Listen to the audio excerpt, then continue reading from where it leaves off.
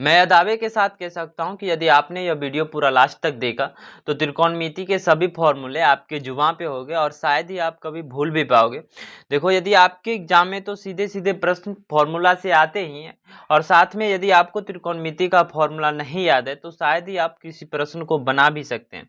तो हो सकता है कि यह वीडियो थोड़ी लंबी होगी, क्योंकि मैंने दूसरों टीचर्स की तरह ऐसा नहीं किया है कि फॉर्मूला लिख के पढ़ दिया और आपने सुन लिया, ऐसा नहीं किया है। तो हो सकता है कि यह वीडियो थोड़ी लंबी होगी और मैंने कोशिश किया है कि आपको सभी फॉर्मूले आज के क्लास में याद हो जाए। तो शुरुआत करते हैं। सबसे पहले देखो, त्रिकोणमिति में हम पढ़ते हैं समकोण त्रिभुज के बारे में। और समकोण त्रिभुज में एक कोण जो होता है वह 90 डिग्री का होता है और अन्य दो कोणों का योग भी 90 डिग्री होता है। और सबसे बड़ी भुजा को हम कर्ण कहते हैं और थीटा के सामने वाली भुजा को हम लंब कहते हैं और थीटा से लगी हुई भुजा को हम आधार कहते हैं।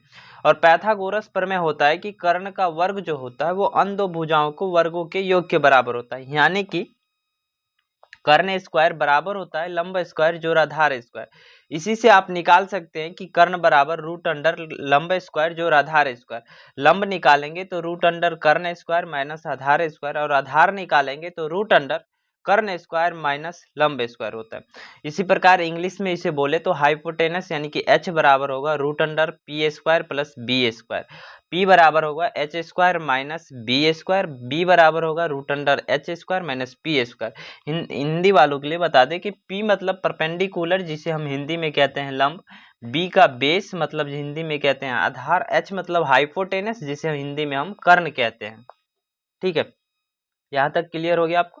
और आगे हम साइन थीटा कॉस थीटा की बात करें तो साइन थीटा का मान जो होता है वो पी बाई एच होता है, यानी कि परपेंडिकुलर बट्टा हाइपोटेनस, या फिर हिंदी में बोले तो लंब बट्टा कर्ण।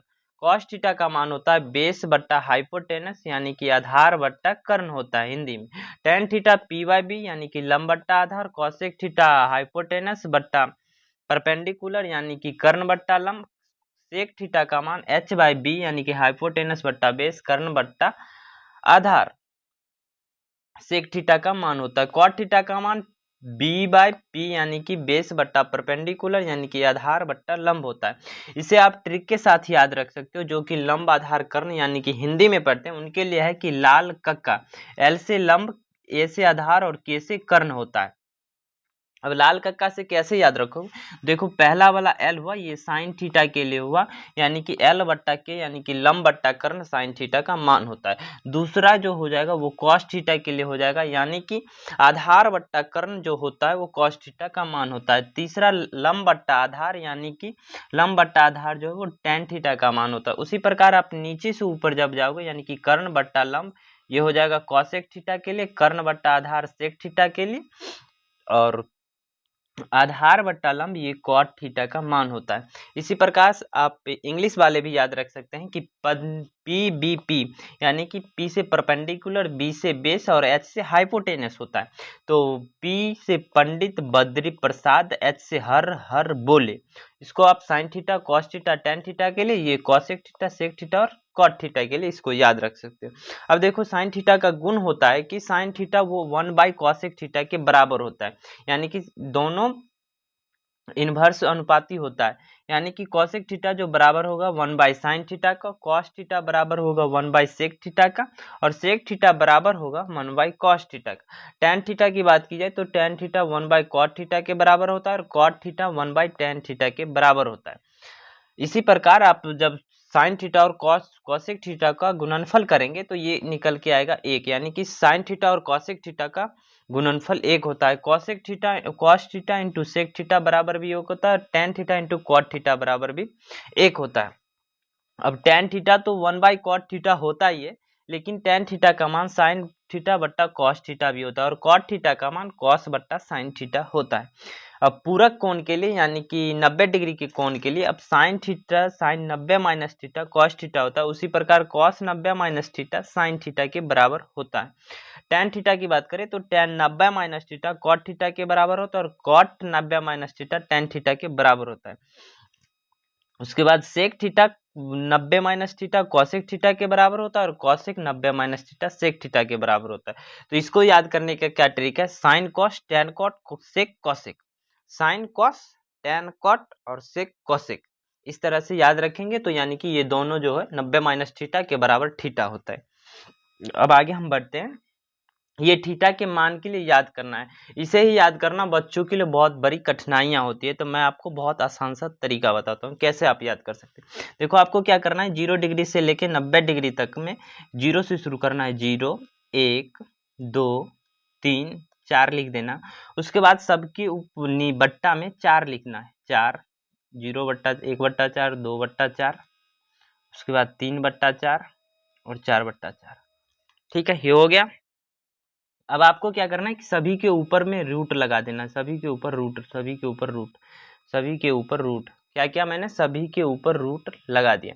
जब आप रूट लगाओगे तो इसका हल निकालोगे तो ये 0 आएगा और ये 1/2 आएगा, क्योंकि रूट 4 का मान 1/2 होगा। रूट 4 का मान 2 होता है, यानी कि 1/2 होगा। इसको आप निकालोगे तो ये हो जाएगा √2/4 और सॉल्व करोगे तो ये 1/√2 के बराबर होता है।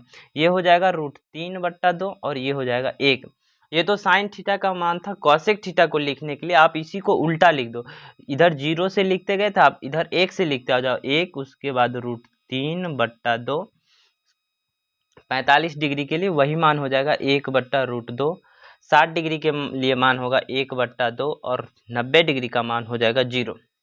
तो अब साइन थीटा निकालिए, कॉस थीटा निकालिए। तो आप देखो यहाँ पे अब भी आपको मैं बताया था कि टेन थीटा जो बराबर होता है वो साइन थीटा बट्टा कॉस थीटा होता है। तो यानी कि अब आपको टेन थीटा निकालना है तो साइन थीटा बट्टा कॉस थीटा कर देना है। यानी कि अब यहाँ पे करोगे तो ये हो जाएगा 0/1, यानी कि 0 मान होगा। इसको आप करोगे तो ये निकल के आएगा 1/√3। इसका आप करोगे तो ये 1 हो जाएगा, ये हो जाएगा √3 और ये अपरिभाषित हो जाएगा। यानी कि इसका मान जो होगा वो अपरिभाषित या अनडिफाइंड भी बोलते हैं। तो अब साइन थीटा कॉस थीटा का मान निकल गया। तो अब आप साइन थीटा में यदि बट्टा पलट के लिख देंगे तो वो कॉसेक थीटा का मान होता है। मैं एक को लिख के दिखा देता हूँ, साइन थीटा से कॉसेक थीटा का मान लिख के दिखा देता हूँ। अब कॉस थीटा से सेक थीटा और टेन थीटा से कॉट थीटा का आप मान निकाल लेना।